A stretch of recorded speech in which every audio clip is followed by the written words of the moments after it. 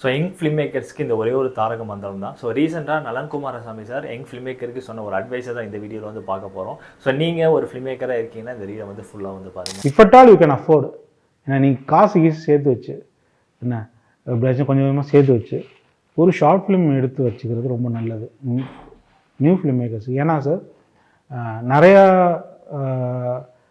Young டைரக்டர்ஸுக்கும் young new film மேக்கர்ஸுக்கும் அவன் கதை பிடிச்சிருந்தாலுமே okay சொல்ல மாட்டாங்க. ஏன்னா கதை சொல்கிறதுக்கும் டைரக்ஷனுக்கு உள்ள கேப் இருக்குல்ல, அது படமாக வர்றதுக்கும் அந்த கேப்பு வந்து கண்டிப்பாக பெரிய டவுட்டாக இருக்கும். ப்ரொடியூசருக்கும் சரி, ஹீரோஸுக்கும், ஆக்டர்ஸுக்கும் எல்லாருக்கும் என்ன டவுட் இருக்குன்னா, கதை சொல்கிறானுங்க, புது பையனாக இருக்கான், என்ன பண்ணுவான்னு தெரியல. அப்புறம் அவனோட பர்சனாலிட்டி, அவன் என்ன பேசுகிறான், எப்படி பேசுகிறான், இதை வச்சு சில பேர் நல்லா கான்ஃபிடண்டாக பேசுவாங்க, அவங்கள ஈஸியாக நம்பிடுவாங்க. இப்போ நாங்களாம் கான்ஃபிடண்டாக பேச மாட்டோம் சார். நாங்கள் அவர் சொன்னால் ஆமாம் சார் நானும் யோசிச்சுட்டு தான் இருக்கேன்னு சொல்லுவேன்.